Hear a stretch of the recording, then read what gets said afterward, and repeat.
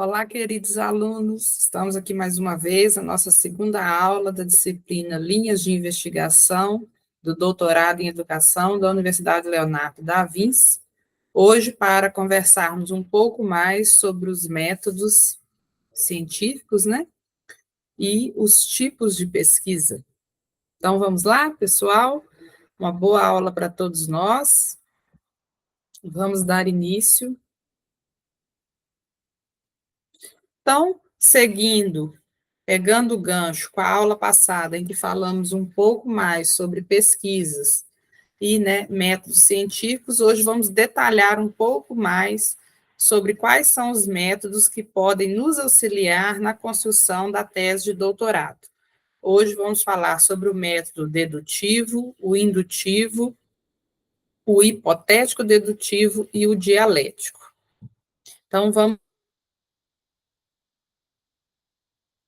quando constituído por etapas concretas na finalidade de explicar um fenômeno, é considerado, então, como etapas que devem ser empregadas no processo do raciocínio lógico e da argumentação, buscando a solução de um problema de pesquisa.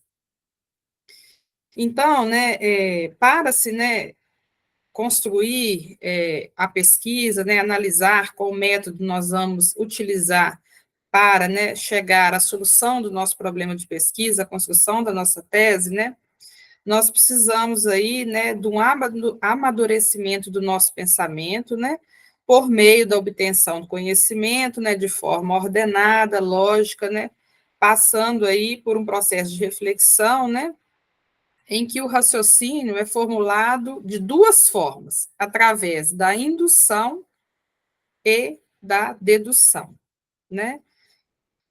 E aí a gente tem nesses métodos como, os dedutivos, indutivos, hipotéticos, dedutivos e dialéticos, Vamos começar, então, falando um pouco sobre o método, dedutivo. Esse método, parte da teoria e de leis como princípios universais e previamente aceitos para a elaboração da conclusão sobre um determinado fenômeno. Como eu disse, ele parte do princípio de que tem uma teoria e uma lei universal que é aceita, sobre fenômenos ou particularidades, e aí a gente vai, pensar a partir dessas leis, desses princípios universais, o nosso problema de pesquisa. A argumentação dedutiva, ela consiste, então, em descrever estruturas lógicas relacionando as premissas, ou seja, as verdades universais e maiores, com as conclusões que seriam as verdades particulares e menores. A dedução, então, leva do conhecido ao desconhecido, ao estabelecer a relação entre antecedente e consequente. Admitindo-se as premissas, obriga-se a aceitar, então, as conclusões, em razão dessa conter, ao menos de forma oculta, as premissas, as leis, como eu disse, universais previamente aceitas. Portanto, o nexo será sempre verdadeiro, desde que contido nos antecedentes. Eu vou dar um exemplo para ficar mais clara essa minha fala, Vamos dar o exemplo, por exemplo, todo ser vivo morre. Essa é uma verdade universal, certo? O animal é um ser vivo. O homem é um animal racional. Então, temos essas premissas aí. Todo ser vivo morre, o animal é um ser vivo e o homem é um animal racional. Então, João é um homem. Conclui-se, então, a partir das premissas que eu disse, que todo ser vivo morre, que animal é ser vivo e que o homem é um animal racional, que João, sendo um homem, João morrerá. Então, esse método de abordagem, ele é característico das pesquisas indiretas, por exemplo, as bibliográficas e as documentais, que eu vou falar mais lá na frente, em que se utiliza o método bibliográfico como procedimento de investigação dos fenômenos estudados, em razão de se dispor de antecedentes teóricos e leis relativas aos objetos pesquisados. Para a validade das conclusões do processo de raciocínio dedutivo, o pesquisador deve se seguir de duas regras gerais: da verdade dos antecedentes, que segue-se a verdade dos consequentes. Por exemplo, como eu disse, todos os animais respiram. Mamíferos são animais. A baleia, então, é mamífera, logo a baleia respira. E também ele deve seguir da regra geral da falsidade dos antecedentes pode seguir-se a falsidade ou a veracidade do consequente. Exemplo: todos os animais são quadrúpedes. Então, ora, o cisne é animal, logo o cisne é quadrúpede. Não, ele não é quadrúpede. Então, eu tenho, como eu disse, a falsidade do antecedente, consequente falso.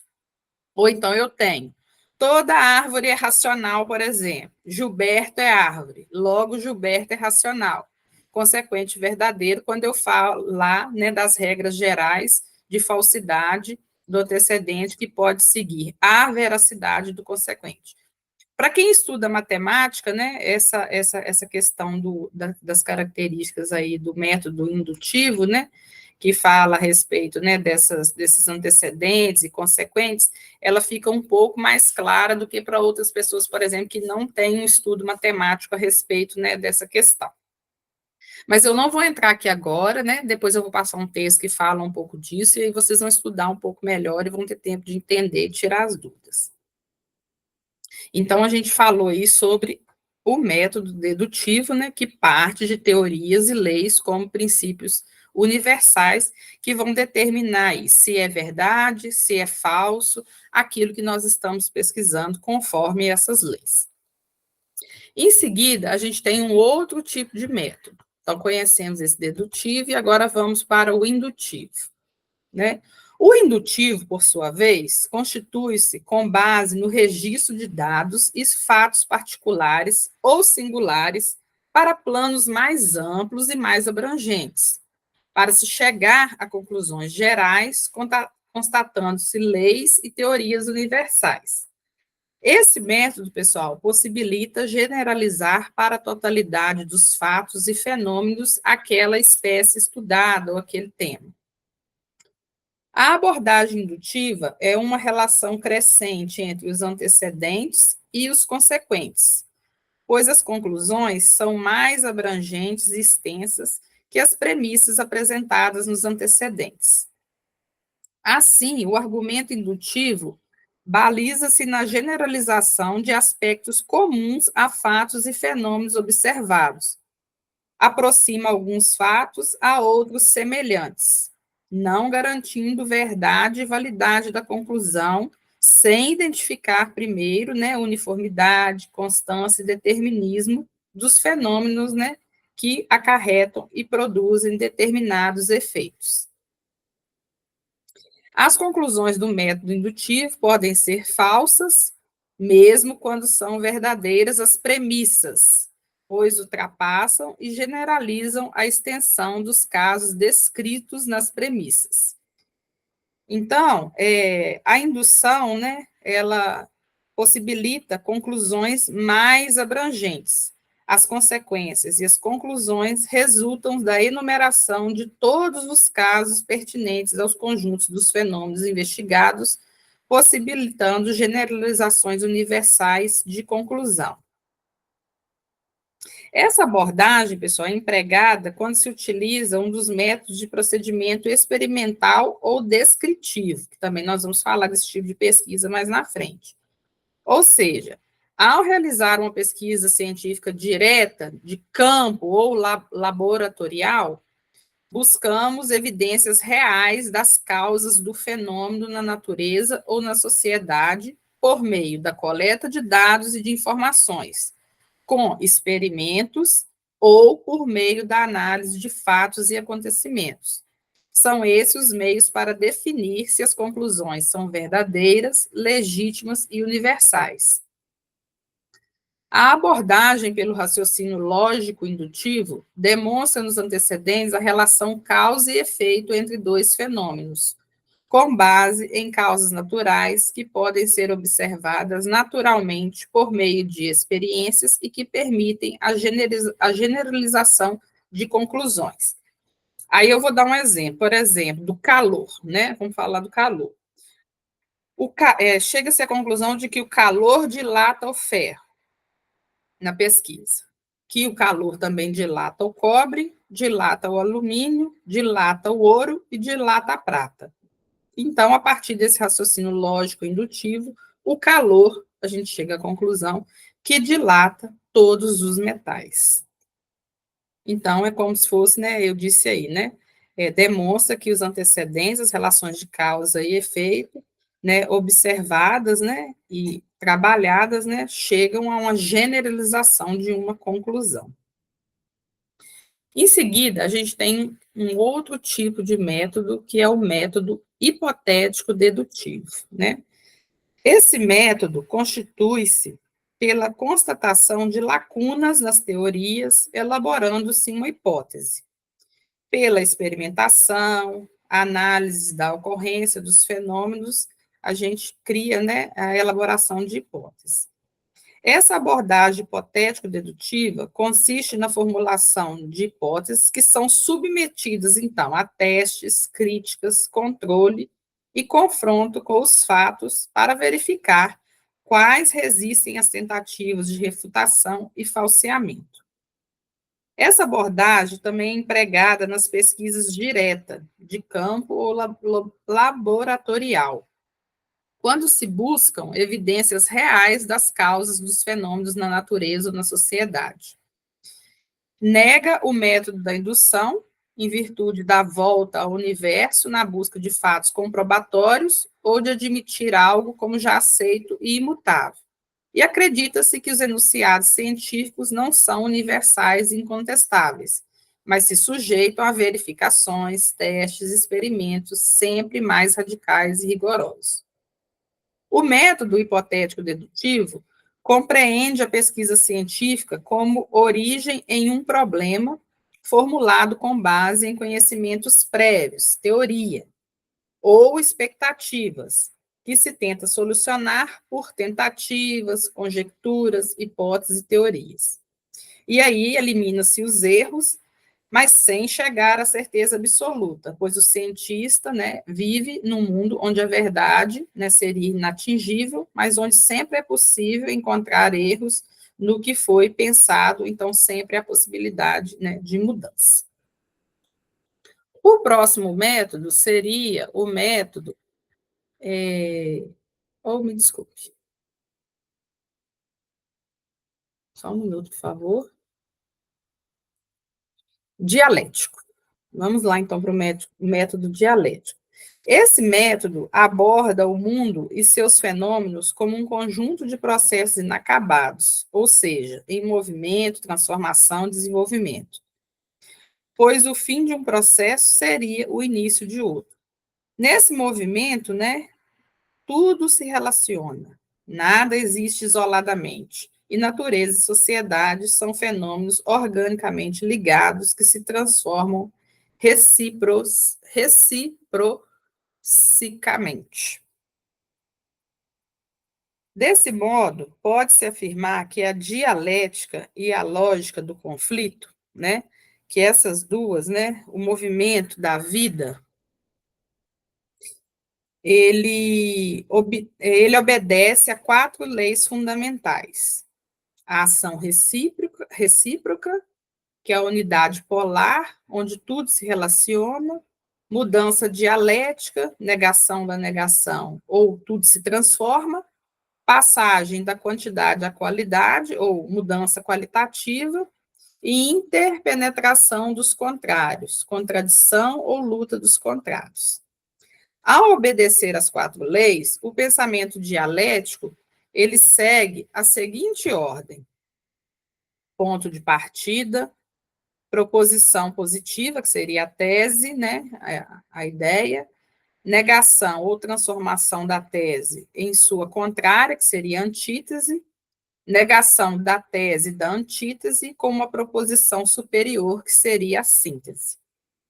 Essa abordagem é empregada no estudo de fenômenos sociais, em razão de os métodos anteriores serem inadequados, muitas vezes, para as ciências humanas, que buscam compreender o homem sobre os inúmeros fatores que o configuram e que estão em constante alteração. As pesquisas na área da educação, por exemplo, ou da psicologia, antropologia, sociologia, são as que mais utilizam essa abordagem. E aí a gente tem como exemplo alguns autores como Marx, o Alan e outros, né, que elaboram seus textos confrontando os argumentos de teses diferentes, teses, né, versus antítese, em movimento de sinergia rumo à síntese, ou seja, a criação de uma nova tese a respeito dos fatos e dos fenômenos analisados. E aí a gente tem, né, então, esses três tipos de métodos, né, que aí vocês vão estudar depois no texto que eu vou passar para vocês e analisar quais deles orientaria a sua pesquisa aí de doutorado, né? E aí, por falar em pesquisa, a gente tem aí também, hoje, para estudar, né, alguns tipos de pesquisa. Então, dependendo do trabalho que eu vou usar, exemplo, vou usar aí a questão do método dialético, né, que trata aí mais relacionado às questões de educação e que tudo está ligado, né, que a natureza e a sociedade são fenômenos ligados, né, e aí a gente vai trabalhar, por exemplo, talvez essa questão, né, de estudo de fenômenos sociais, né, em movimento, né, vendo aí, por exemplo, né, quais são as ações do homem sobre a natureza, ou sobre si mesmo, sobre o seu grupo social, e aí, a partir, né, da definição desse método, eu vou buscar apontar que tipo de pesquisa, então, eu vou desenvolver. Seria uma pesquisa direta? Seria uma pesquisa de campo? Seria uma pesquisa de laboratório? Seria uma pesquisação? Uma pesquisa indireta? Uma documental? Uma bibliográfica? Então, quais delas eu iria trabalhar na minha tese de doutorado? Então, vamos conhecê-las para que possa se abrir caminhos, para que a gente possa buscar conhecimento a respeito delas. Vamos começar, então, com a pesquisa direta. A pesquisa direta, ela se relaciona à dimensão teórica ou da teoria, que consiste no entendimento da realidade por meio de leituras e das reflexões, com a dimensão empírica, que é a evidência da realidade, obtida com a observação e a experimentação. Desse modo, pessoal, a pesquisa direta é a sinergia do que pensamos com a realidade verificada. A pesquisa direta caracteriza-se pela busca de dados diretamente da fonte, possibilitando conhecer a realidade na prática. O pesquisador investiga o fenômeno por meio de métodos e de instrumentos cientificamente comprovados para a coleta de dados. Os relaciona e contrapõe às teorias formuladas a respeito. Então, a pesquisa direta, né, ela vem aí se subdividindo em pesquisa de campo, laboratório e pesquisação. Então, vamos conhecer, então, dentro da pesquisa direta, agora, a pesquisa de campo. É aquela em que as condições de controle das variáveis modificam-se com o ambiente e interferem na resposta, ou seja, as condições ambientais no momento da execução da coleta de dados estão sujeitas a alterações, por exemplo, de comportamento, de som, de temperatura, no caso da educação, de uma fala de um determinado sujeito. Então, ela, né, essa pesquisa de campo, lembrando, ela está sujeita, né, ela modifica-se conforme as variáveis do ambiente na execução da coleta de dados. Então, eu tenho que estar atento a essas variáveis para que depois eu possa fazer a análise daquela resposta do sujeito. Eu tenho que estar atento àquele campo onde a pesquisa acontece e a tudo que está acontecendo para poder, né, dizer, né, que, por exemplo, algo culminou de determinada maneira porque eu tive ali, por exemplo, uma alteração de um sujeito que chegou no momento e falou X, ou de um som que foi colocado naquele momento. Já a pesquisa de laboratório, né, a gente consegue um controle maior dos fatores ambientais e das variáveis envolvidas, né, dos equipamentos, né, que aí proporciona aí um ambiente considerado adequado de menor interferência para o bom andamento da pesquisa, né. No nosso caso, né, a gente observa na educação poucas pesquisas, né, que trabalham aí dentro de um laboratório. A gente tem os laboratórios de desenvolvimento infantil, mas são ainda, né, pesquisas mais ligadas às áreas de ciências, por exemplo, exatas ou de saúde. Temos também a pesquisa ação, né? Ela é uma pesquisa social com base empírica, que é concebida e realizada em estreita associação com uma ação ou com a resolução de um problema coletivo e na qual os pesquisadores e os participantes estão envolvidos de modo cooperativo ou participativo. Como pesquisa direta, o grupo de pesquisadores, por exemplo, da área social, participa de todas as etapas do estudo, com a intenção de investigar e explicitar, né, explicar métodos, como foi o ensino, treinamento, ou, por exemplo, na educação física, dieta daqueles sujeitos daquele campo que eles estão olhando lá, daquelas senhoras.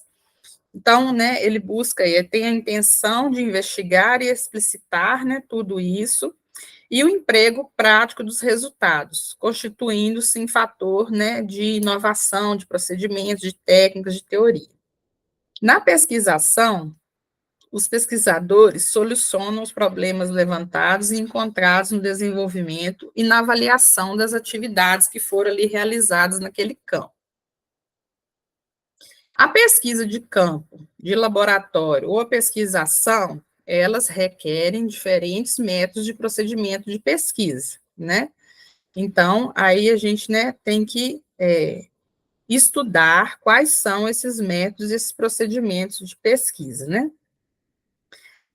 Nesse momento, né, nós não vamos entrar nessa parte, né? Nós vamos passar aí, então, para outros tipos de pesquisa, como eu disse, né, agora a pesquisa indireta. A pesquisa indireta, pessoal, caracteriza-se pela utilização de informações de conhecimento e de dados já coletados por outras pessoas e demonstrado de diversas formas em documentos, leis, projetos, desenhos, livros, artigo, revista, jornal e outros.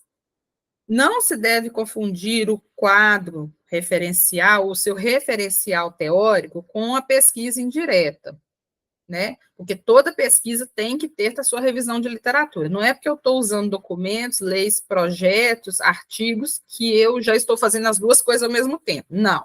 Né? Existe a parte do referencial teórico e existe essa parte em que eu vou utilizar essas informações desses documentos, desses artigos, desses livros. Né? A coleta de dados diretamente da fonte é feita na pesquisa direta, né, de campo, de laboratório. Já na pesquisa indireta, eu procuro outra coisa, eu não procuro campo ou laboratório, eu procuro o quê? Documento ou bibliografia, para ficar mais claro para vocês. Os dados e as informações são provenientes apenas de materiais bibliográficos ou de documentos. Constitui esse tipo de pesquisa a produção de ensaios teóricos quando o autor, com base na leitura, na análise, na crítica desse material bibliográfico sobre um determinado tema, né, ele, né, passa, então, né, a analisar esses documentos, esses livros, esses artigos, essas cartas, né, e constrói aí uma síntese sobre o assunto pesquisado. Em seguida, temos também a pesquisa documental. Essa pesquisa tem como objetivo investigar fontes primárias que se constituem de dados não codificados, organizados e elaborados para os estudos científicos, como documentos, arquivos, plantas, desenhos, fotografias, gravações, estatísticas. Elas buscam descrever e analisar fatos e acontecimentos, bem como comparar dados. Muitos relacionam a pesquisa documental somente como estudos históricos, porém, né, a finalidade única não é somente aí, como eu disse, né, fazer estudos históricos, e sim estudar e resgatar fatos que ocorreram no passado por meio de documentos e registros e que talvez, né, façam alguma relação com situações que ocorrem hoje no presente. Então, eu vou dar um exemplo assim mais claro da pesquisa documental, como ela pode ser interessante e ampla, para que vocês entendam melhor. Por exemplo, a gente tem um problema de pesquisa aí, exemplo. Existem diferenças entre os conteúdos envolvidos nas aulas de história entre as décadas de 50 e os conteúdos agora trabalhados na atualidade a partir dos parâmetros curriculares nacionais. Aí a gente poderia colocar como objetivo, né, dessa pesquisa documental verificar e classificar os conteúdos desenvolvidos na área de história na década de 50 e analisar e comparar com os estudos de hoje, né, da atualidade. Observando, por exemplo, os diários dos professores da época e da atualidade. Então, esse seria um exemplo da pesquisa documental.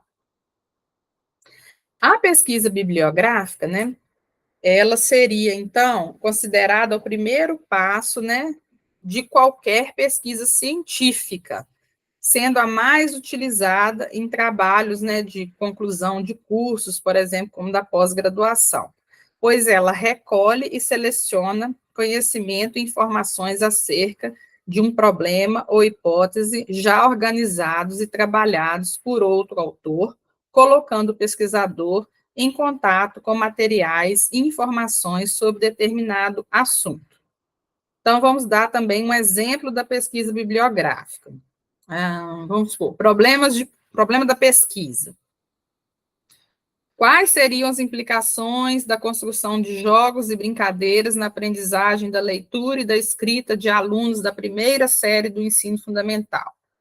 Então, nosso objetivo do estudo seria identificar os níveis de aprendizagem e avaliar se a construção de jogos nas aulas interfere na aprendizagem da leitura e da escrita de alunos da primeira série do ensino fundamental. Então, eu dei alguns exemplos para vocês de modo muito rápido, porque o objetivo é que vocês aprofundem, busquem o conhecimento a respeito desses tipos de pesquisa, dos tipos de métodos que a gente falou antes, né? Vou até retornar aqui no slide, que são o dedutivo, o indutivo, o hipotético dedutivo e dialético, para que vocês possam pensar um pouco mais como será o caminho trilhado em relação à pesquisa que vocês vão realizar, né, para a construção da tese, né, de doutorado. Na aula seguinte, turma, a gente vai falar um pouco mais sobre as fases da pesquisa, que seria, por exemplo, a escolha do tema, a definição, né, do problema de pesquisa, a justificativa, os objetivos, o referencial bibliográfico, entre outros. Então, observe que a gente vem num caminho, numa crescente de entender aí o que é a pesquisa, o que é a ciência, o que são os métodos científicos, né? Quais são esses métodos, quais são os tipos de pesquisa e como eu vou desenvolver de fato a pesquisa através aí dessa fase de planejamento, de definição do tema, de referencial bibliográfico, de objetivos, dentre outros. Então, na aula seguinte, como eu disse, a gente vai falar um pouco, né, dessas fases da pesquisa, da coleta de dados, os instrumentos que eu vou utilizar, questionário, survey, observação, e no final, na nossa última aula, a gente vai trabalhar um pouco mais sobre a construção, então, da pré-tese. Eu fico à disposição para aquilo que precisarem, e a gente conversa, então, na nossa próxima aula. Eu fico aguardando vocês e, desde já, agradeço a atenção. Um abraço e até a próxima.